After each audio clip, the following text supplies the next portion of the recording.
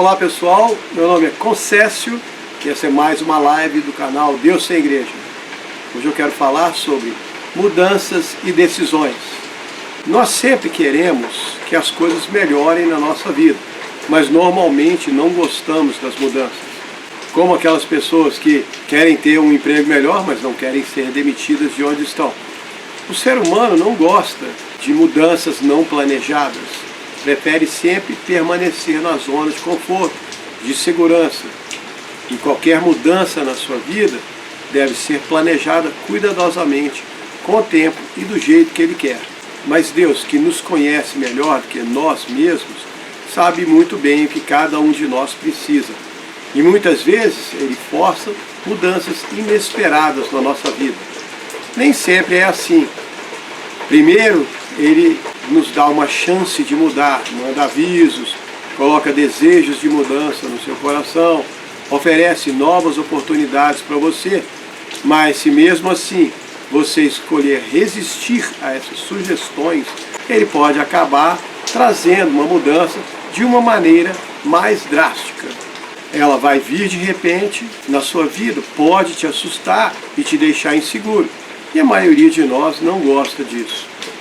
É claro que algumas mudanças que aparecem podem ser contidas, ou pelo menos podemos aliviar os seus impactos e escolher o tanto que permitimos ser afetados por elas. Mas nem sempre é assim, e não é o que Deus tem em mente. Se a mudança não trouxer a transformação que Deus planejou para a sua mente e o seu coração, ela vai ter pouco significado na sua vida e não vai realizar o que Ele queria. Igual mudar de apartamento no mesmo prédio, seja para cima ou para baixo, você continua no mesmo lugar. As mudanças controladas têm pouco ou nenhum efeito em nossas vidas. E é por isso que Deus se encarrega de nos surpreender de vez em quando. Apesar de preferirmos que a vida siga sempre sem grandes alterações, as mudanças estão nos planos dele.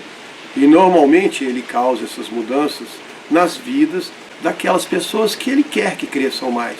Principalmente daquelas que ele sabe que serão mais receptivas a essas mudanças. Porque assim como o oleiro vai moldando o barro, Deus não perde tempo com argila seca. Se você é uma pessoa cabeça dura, coração duro, teimosa, resistente às mudanças, muito provavelmente Ele vai te deixar quieto e não vai promover nenhuma mudança na sua vida. Ah, mas é isso que eu quero. Até entendo você não querer Deus metendo o dedo na sua vida e mudando as coisas do jeito dele. Mas isso também significa que Ele não vai poder te ensinar o que Ele quer que você aprenda. A sua vida não vai ter novidades e você não vai amadurecer espiritualmente. Se você for maleável nas mãos dele, então Deus vai ter muito mais prazer em te moldar e te transformar cada dia, com carinho. Porque o plano dele é que cada dia mais você fique parecido com ele. Não foi para isso que Deus criou o homem? Gênesis 1:26. Façamos o homem à nossa imagem conforme a nossa semelhança. E essa imagem e semelhança não é só física, mas também espiritual. Só que para te moldar espiritualmente, transformar sua mente, seu coração, te ensinar os verdadeiros valores eternos, Deus tem que causar mudanças radicais na sua vida. Normalmente Ele começa devagarzinho, um probleminha aqui, uma dificuldade ali, uns obstáculos superáveis, aí vai vendo se pode te confiar mais. Então Ele vai lentamente aumentando a dose, igual ao treino de academia. À medida que seus músculos espirituais vão se fortalecendo, Ele aumenta os pesos. Mas como acontece na academia, você não fica levantando peso 24 horas por dia. Você também precisa de momentos de descanso, de renovação, regeneração. E se você se mantém perto dele, Deus vai também garantir esses momentos na sua vida. A mudança promove crescimento, limpa e renova o ser humano. É só olhar a comparação que Deus apresenta na natureza. Uma poça de água parada fica suja e fedorenta muito rápido. Mas a água que vem descendo o rio, corre deixando a sujeira nas margens, vai seguindo em frente e se limpando. No Salmo 55, 19, Deus diz que os homens são maus porque não há mudança no coração deles e por isso não temem a Deus. A mudança expõe a nossa fragilidade e a nossa dependência de Deus. Muitas pessoas reconheceram isso durante o tempo de confinamento na pandemia, mas também muitos não reconheceram e esses sofreram os efeitos dessa mudança de rotina sem ter onde se apoiar. Alguns casos foram muito críticos. Mas seja como for, a maturidade só vem com a experiência. E para ter experiência, você precisa aprender a tomar decisões. E como está aprendendo, certamente vai tomar decisões erradas. Ah, mas não tem como evitar essa parte? Bom, se você buscar Deus fervorosamente, pedindo ajuda, Ele vai responder com certeza, vai te guiar. Mas a maioria das pessoas começa perguntando, depois quando as coisas vão indo bem, param de perguntar a Deus e resolvem seguir no automático tomando as próprias decisões. Muitas vezes erradas. Mas isso também faz parte do seu processo de aprendizado. E mesmo que você consulte Deus o tempo todo, sem vacilar em nenhum momento, o que eu acho muito difícil, mas vamos lá, você não se desvia em nenhum momento e segue à risca tudo o que Ele te mostra. É claro que o seu caminho vai ser mais tranquilo, mas isso não significa que você vai ficar sem problemas na vida. Porque como aprendemos na matemática, depois da teoria ensinada no quadro, você tem que resolver problemas para aplicar a teoria que aprendeu. Ah, então eu estou condenado a cometer erros. Bom, na minha visão não é uma condenação, nem um castigo. Da mesma maneira que resolver problemas na escola não é um castigo. É apenas um dever para fixar o que você aprendeu. Com a sua vida também é assim, e você ainda leva dever de volta para resolver em casa.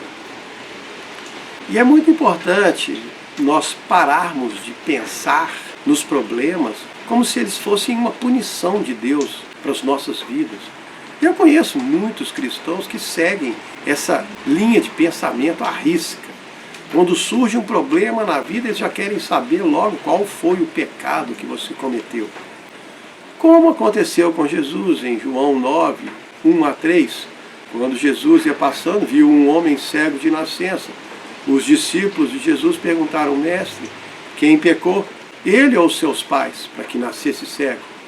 E Jesus respondeu: nem ele, nem seus pais. Isso aconteceu para que Deus manifestasse nele as suas obras. Ou seja, Deus deixou que o sujeito fosse cego toda a vida para poder curar ele depois e mostrar o seu poder ali para todos. Ah, mas isso foi muita maldade com o homem. Eu acho que na verdade ele ficou muito agradecido por ter sido curado. E como ele mesmo disse aos líderes religiosos que perguntaram quem foi que o curou, em João 9, 30, 31, ele falou assim: é espantoso vocês não saberem de onde ele é, porque ele abriu os meus olhos, e nós sabemos que Deus não atende aos pecadores. Ele atende àquele que teme a Deus e faz a sua vontade. E nunca se ouviu falar na história de alguém que tenha curado um cego de nascença. Se ele não fosse de Deus, não poderia fazer nada. Ou seja, além de ficar muito feliz e agradecido por ter sido curado, ele ainda deu uma lição de moral nos fariseus. Se você tiver que enfrentar batalhas fortes, com certeza vai ficar muito mais feliz com a recompensa depois do que quem alcançou uma recompensa sem esforço nenhum. Além do que, você vai ser muito mais fortalecido e Deus vai recompensar a sua fé por ter confiado nele. Ele te dá o problema, te ajuda a enfrentar e te recompensa por ter enfrentado. Legal, né? Porque é assim que você se fortalece espiritualmente e psicologicamente. A maturidade espiritual vem através das experiências. E a experiência vem de encarar situações diferentes. Se você viver sua vida sem mudanças e transformações, vai aprender muito pouco. Se não conhecer sofrimento, se não cometer grandes erros, se não for obrigado a reconhecer os erros que cometeu, não vai aprender humildade e nem conseguir crescer à estatura de um cristão maduro. Ser a imagem de Cristo não é ser um santo imaculado, sem pecado, que está acima de todos. O verdadeiro cristão é aquele pecador humilde que sabe que precisa de Deus, está sempre tentando fazer o melhor para agradá-lo e para segui-lo.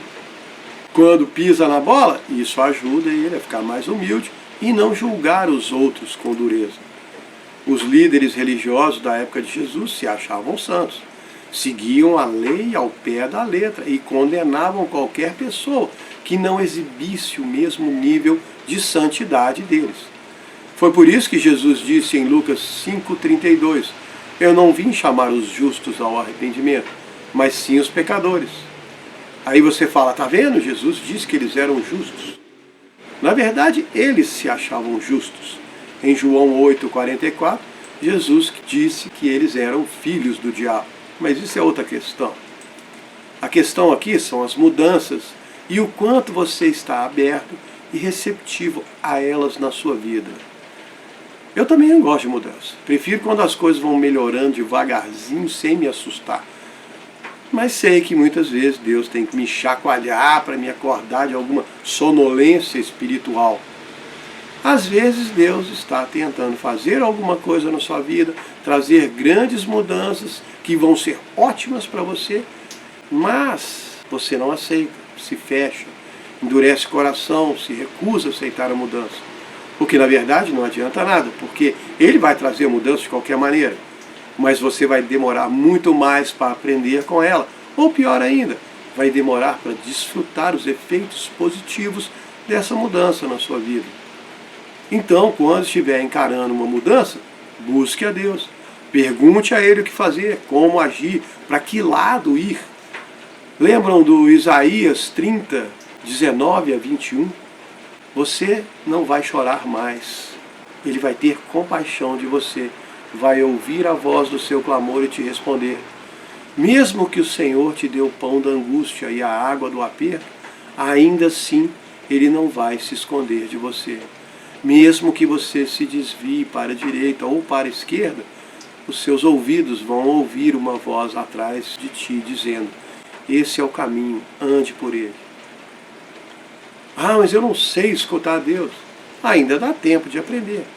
E mesmo que você não aprenda a escutar a voz de Deus, se aprender a seguir pelo caminho que Ele vai te guiando, identificar os sinais, mesmo que você não goste ou que não entenda, se decidir se submeter e acompanhar as mudanças que Ele está trazendo na sua vida, então Deus vai honrar a sua submissão e abençoar os seus passos. Salmo 17, 5. Dirige os meus passos nos teus caminhos, Senhor, para que os meus pés não escorreguem. Ninguém agrada a Deus mais do que uma pessoa disponível, submissa e disposta. Deus normalmente não usa os mais preparados. Ele tem costume de usar o mais disponível. E esse disponível inclui estar submisso às mudanças que Ele vai trazer no caminho que Ele está te guiando. Ah, mas tem uma hora que não dá para saber onde Deus está me levando. Eu sei, eu também acho. Tem hora que eu fico perdido, mas aí eu me lembro do Provérbios 20, 24. Os passos do homem são guiados pelo Senhor. Como então ele pode entender o seu caminho? E aí é que entra a sua fé. Você não está entendendo para onde Deus está te guiando, mas segue em frente. Na hora que aparece um obstáculo intransponível, o que você faz? Duvida de Deus ou espera que Ele resolva o problema? Em Êxodo 13, 17 a 18, diz que quando o faraó deixou o povo sair do Egito, Deus não os guiou pelo caminho da terra dos filisteus, que era mais perto, mas fez o povo rodear pelo caminho do deserto, perto do Mar Vermelho. Aí eles ficaram presos entre o mar e os egípcios que estavam vindo buscá-los de volta. O que você faz numa hora dessa? Reclama. Pô, Moisés, Deus te deu as coordenadas erradas do GPS, agora nós vamos morrer aqui nesse deserto. Em Êxodo 14, 11, teve até gente falando para Moisés, você trouxe a gente aqui porque não tinha túmulo suficiente no Egito para nos enterrar lá? Mas aí o que foi que Moisés respondeu? Êxodo 14, 13 e 14. Fiquem quietos, não tenham medo. Esses egípcios que vocês estão vendo hoje, nunca mais vocês vão ver. Deus vai lutar por vocês e vocês vão ficar calados. Porque o que Deus tinha planejado era tão impressionante que não dava para explicar e tinha que mostrar. E normalmente Deus não gosta de ficar contando tudo antes da hora para não estragar a surpresa. E também para te dar a oportunidade de receber a recompensa por ter confiado nele, mesmo quando você não sabe o que vai acontecer. E esse é o ponto das mudanças. Confiar mesmo sem ver lá na frente, porque Deus está vendo. Ah, mas e quanto às decisões erradas que eu vou tomar? Pois é, até mesmo para elas você vai ter que aprender a confiar em Deus. Porque se Ele permitiu que você escolhesse, Ele também está correndo o risco de você fazer a escolha errada. Mas como Ele é Deus e não você, então, para te confortar, Ele escreveu lá em Romanos 8:28, todas as coisas contribuem para o bem daqueles que amam a Deus. Eu já citei esse versículo muitas e muitas vezes aqui, já era para vocês terem memorizado. Romanos 8:28, todas as coisas contribuem para o bem daqueles que amam a Deus. É por isso que é tão legal ser um cristão, e é ainda muito mais legal quando você aprende a confiar que não interessa o que aconteça, é Deus quem está no controle. Nada que você fizer vai pegar Deus de surpresa. E muito menos vai dificultar para Ele te guiar pelo caminho que Ele preparou para a sua vida. É claro que se você se recusar a seguir por onde Ele está guiando, Ele vai permitir que você quebre a cara, bate com a cabeça, escorregue, cai, fique triste, deprimido. Aí quando você resolver se submeter a Deus, seguir por onde Ele já estava te mostrando lá atrás, Ele vai usar os seus erros para o seu próprio bem e vai te abençoar. O exemplo clássico disso é o do José. Deus mostrou para o José, quando ele era novinho ainda, que ele iria reinar sobre os seus irmãos. Mas ao invés de ficar de bico calado, ele resolveu contar a vantagem. Ah, eu sonhei isso e aquilo, eu vou ser isso, vou ser aquilo. E aí os irmãos dele ficaram mordidos de raiva e venderam ele como escravo. O resto da história vocês já sabem. Mas Deus usou tudo o que aconteceu com ele, de bem e de mal, para levar o José para o lugar exato que Deus tinha planejado lá atrás. Então não tenha medo de errar. É claro, não endói do cabeção e fica tomando um monte de decisões erradas de propósito. E muito menos siga sem tentar escutar ou identificar por onde Deus está te guiando. Faça o seu melhor para descobrir. Quando errar, confie que Deus vai usar o seu erro, corrigir o seu caminho e vai te levar para onde Ele planejou. Tem um versículo muito legal que eu li aqui recentemente. Vou citar de novo. Isaías 43:13. Antes que o dia existisse, eu sou. Ninguém pode fazer nada para escapar das minhas mãos. E quando eu decido fazer, quem pode me impedir? Então fique pertinho dele. Tente sempre conferir com ele o caminho que você está seguindo.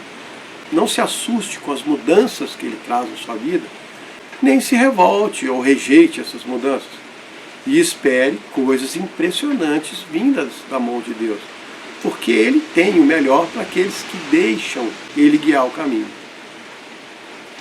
Espero que vocês tenham gostado. Muito obrigado.